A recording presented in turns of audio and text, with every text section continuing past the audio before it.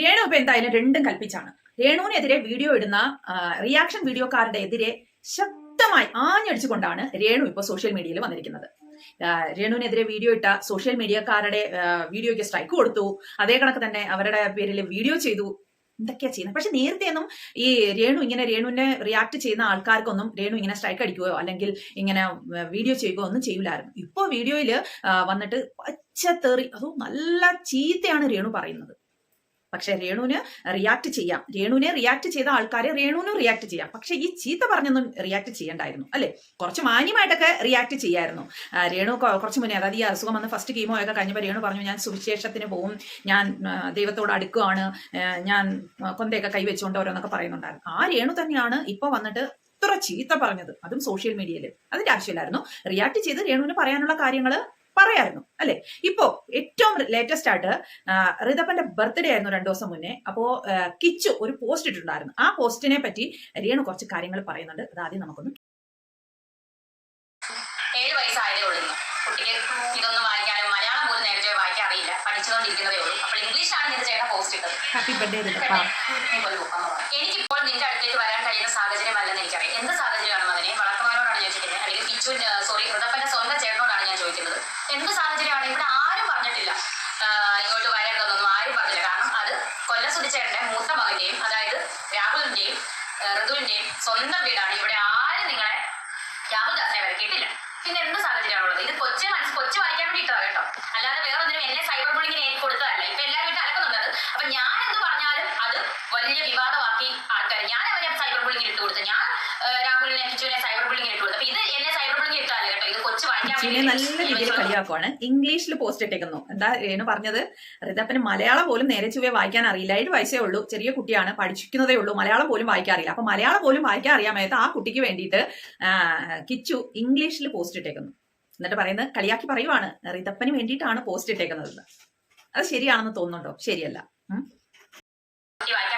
കിച്ചുവിന് എപ്പം വേണേലും ഇവിടെ റൂമുണ്ട്, വീടുണ്ട്, കിച്ചുവിന്റെ മുഴുവൻ വീടുണ്ട്, കിച്ചുവിന് ഋതുവിന് അവകാശപ്പെട്ട വീടാണ്. ഞാൻ എന്തെങ്കിലും ഞാൻ പറഞ്ഞിട്ടുണ്ടോ ഇങ്ങോട്ട് വരണ്ടെന്നോ എന്റെ കൊച്ചിനോട് മിണ്ടണോ? ഒന്നും ഞാൻ, നിന്റെ അനിയനാണെങ്കിൽ നിനക്ക് വരാനോ, നിനക്ക് കാണാറുണ്ടോ, നിനക്ക് വീഡിയോ കോൾ ചെയ്യണം. ഈ പോസ്റ്റ് ഇട്ടത് സ്നേഹം അങ്ങ് കവിഞ്ഞ് ഒഴുകുവാണ്. എന്റെ വളർത്തു മകനോടാണ് ഞാൻ ചോദിക്കുന്നത് എന്ത് സാഹചര്യമാണെന്ന്.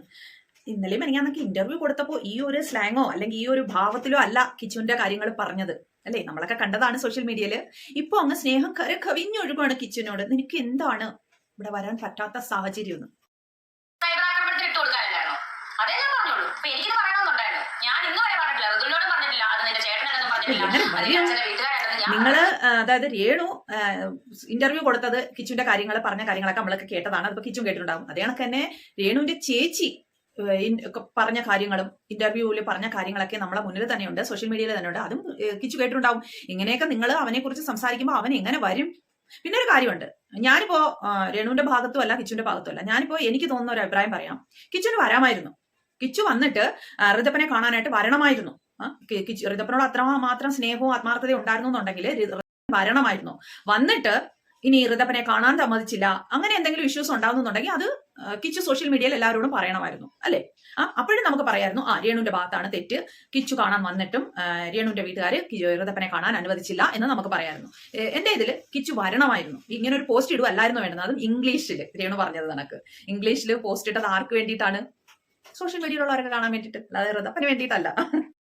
കാരണം അത് കൊല്ലസുതിച്ചേട്ടന്റെ മൂത്ത മകന്റെയും, അതായത് രാഹുലിന്റെയും ഋതുവിന്റെയും സ്വന്തം വീടാണ്. ഇവിടെ ആരും നിങ്ങളെ ഇന്റർവ്യൂവിൽ പറഞ്ഞത് എന്റെ മോന്റെ പേരിലാണ് വീട്, എന്റെ മോൻ എന്നെ ഇറക്കി വിടുന്നത് വരെ ഞാൻ ഇവിടെ തന്നെ താമസിക്കുമെന്ന്. അന്നേരം ഒന്ന് വീടിന്റെ കാര്യം പറഞ്ഞപ്പോ കിച്ചുവിന്റെ പേരൊന്നും വന്നില്ലായിരുന്നു. ഇപ്പോ പറയുന്നത് 2 പേരുടെയും കൂടെയാണ് വീടെന്ന്. ആ ദിവസം വന്ന ഇന്റർവ്യൂവില് വീടിനെ കുറിച്ച് രേണു പറയുന്നത് എന്തായിരുന്നു പറഞ്ഞത്?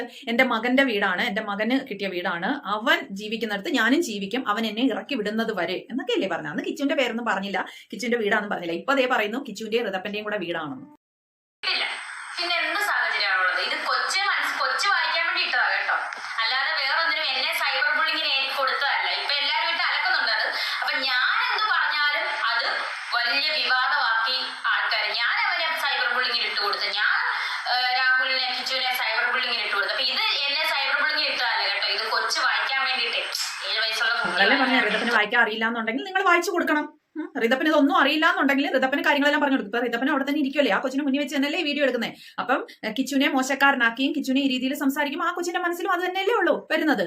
അപ്പം റിതപ്പൻ അറിയാതെയൊന്നും അല്ലല്ലോ നിങ്ങൾ ഈ വീഡിയോ എടുക്കുന്നത്. നിങ്ങൾ ഇപ്പൊ കിച്ചുനെ കുറിച്ച് പറയുന്ന കാര്യങ്ങൾ മുഴുവൻ റിതപ്പൻ കേൾക്കുമല്ലേ. അപ്പം കിച്ചുവിനോട് ഒരു എതിർപ്പും ഒരു ദേഷ്യവും സ്വാഭാവികമായിട്ടും റിതപ്പന് തോന്നും. കാരണം അതിനൊന്നും അറിയത്തില്ല. നിങ്ങൾ എന്താണോ പറയുന്നത്, നിങ്ങൾ എന്താണോ അതിനോട് പറഞ്ഞു കൊടുക്കുന്നത്, അത് മാത്രമേ അതിനിപ്പോ അറിയത്തുള്ളൂ. അപ്പൊ നിങ്ങൾ കിച്ചുവിനെ കുറിച്ച് മോശമായിട്ട് പറഞ്ഞു കൊടുക്കുകയെന്നുണ്ടെങ്കിൽ കിച്ചുവിനോട് റിതപ്പന് ദേഷ്യം തോന്നും. ഇപ്പൊ നിങ്ങൾ ഈ പറയുന്നതൊക്കെ കേൾക്കുകയല്ലേ അത്. അപ്പൊ സ്വാഭാവികമായിട്ടും റിതപ്പന് കിച്ചുവിനോട് ദേഷ്യം തോന്നും.